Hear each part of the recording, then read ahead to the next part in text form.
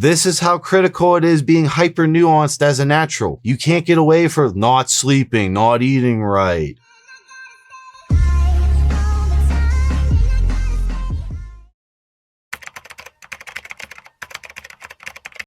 What is up, everyone? It's Russo. I hope everyone is doing well. Today's ASMR sip is some polar seltzer.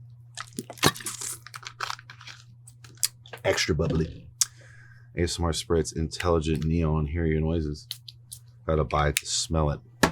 Alright, today I'm doing a natural bodybuilding video, topic recommended by Andrew. I'm going to be going into best ways to increase natural testosterone. In my opinion, what works. I'm not really going to go into natural testosterone supplementation because there are products that work. However, I will link the Gorilla Mind code with Turkesterone. I think if you're going to spend any money than Turkesterone, if you've never taken anything in your life, you will feel Turkesterone. Turkesterone is worth the money. I have used extremely high dosages of Turkesterone and have noticed something as a roid abuser. I would also recommend a little bit high dosage cycle of creatine constantly. So you want to match the water intake to the creatine, but there is two tried and true supplements that Russo would personally do. When I go down the rabbit hole of all the other testosterone boosters and the testosterone boosting blends, you know, I'm personally not a fan of using ashwagandha, even though it's extremely effective. I personally am not a fan of that natural supplement. And if you study, you know, the Orb Weaver book, I'll have Andrew throw up the Orb Weaver Third Medicine, you realize how powerful ash is, and yeah, it works for natural testosterone. I wouldn't go with it. Creatine is what I would go with. There are tons of other ones, Fedoja, Agrestis, I've tried. All this shit is really gonna move the needle a couple 100 points, but the lifestyle changes I'm going to talk about would be way more apparent. The first thing I want you to do is I want you to stop coming when you masturbate. I want you to only edge. I want you to edge until you're literally going psychotic. Stop. Do not come. Do not cause the oxy release. Be a man. We'll put the be a man meme. Be a man. Don't fucking come when you masturbate. Be a man. Because you're doing that, you're activating all your fucking skeletal AR to the max, especially when you're bringing it to the fucking bust point. Just don't bust.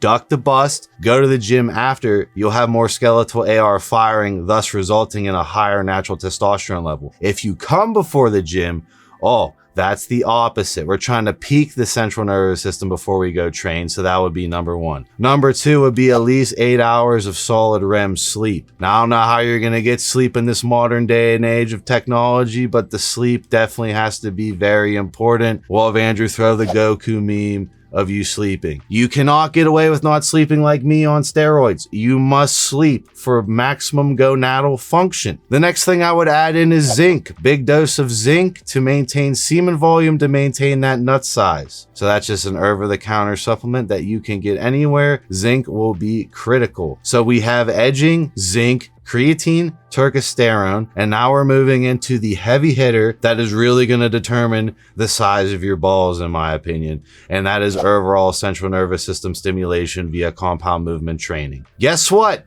If you want the best natural testosterone, you have to be strong as fuck. You have to go in the gym and be like, fuck, I have to go over to that squat rack. I'm tired as fuck. I worked all day. Someone stressed me out. I'm completely natural. And you still got to go in that squat rack and squat 405 for 10 reps. And expose your central nervous system to that amount of weight for that high of reps. After the gym, you have to focus on recovering the DOMS, the delayed onset of muscle soreness of the central nervous system, where your central nervous system will make new notes on the battle that happened in the gym and it needed that much central nervous system strength. It will sit up stronger. That's how your natural testosterone will continuously climb up. The edging, the systematic AR of activating all the androgen receptors, edging. Then we have all the supplementation. The creatine is volumizing the muscles to train at high ATP output. We have the zinc in there for semen volume nut size to help correlate brain-penis connection of edging constantly. We now have to know that sleep is hypercritical and that you should take days off and just sleep around and be lazy when you're a full natural, because that's how heavy you should be lifting in the gym. Caloric intake needs to be increased upon the basal metabolic rate that you are training in the gym. I feel like a lot of natural lifters are afraid to get that fluffy, you know, bear look going on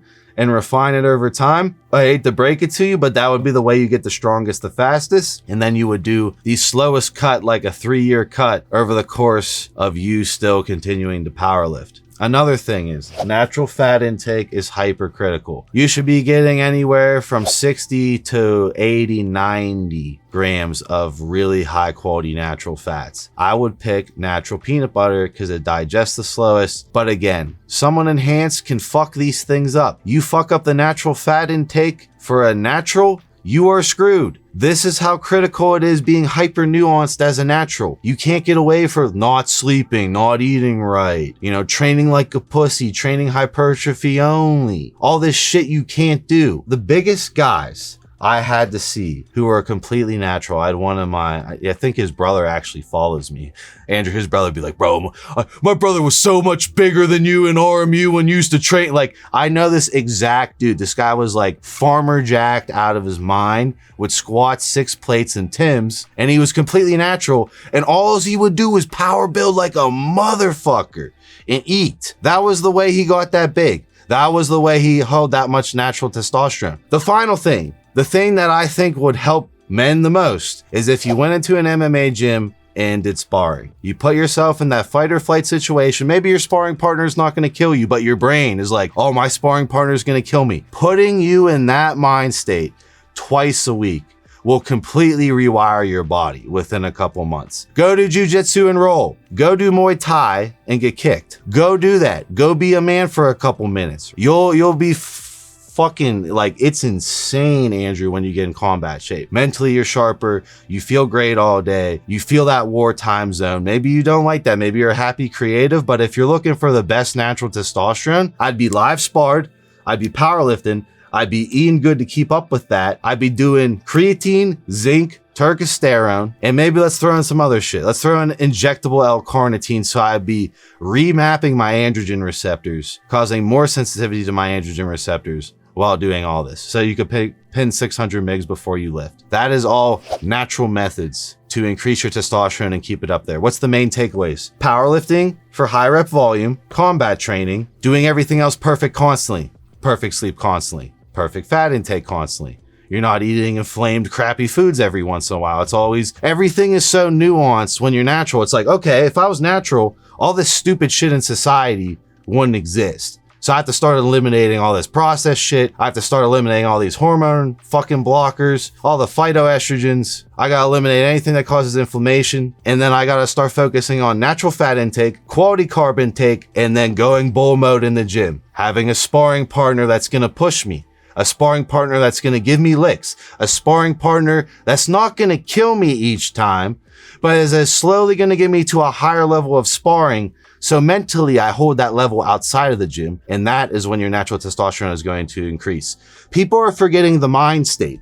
I had a lot of guys who are like, yeah, when I was in wrestling shape, I was different. And that's that mind state. It's that sparring mind state. And there's nothing wrong with going in an MMA gym if you've never been in one. It's super fun. It's not like bodybuilding. Everyone's buddies because, oh, you're going to talk shit? Let's go on the mat.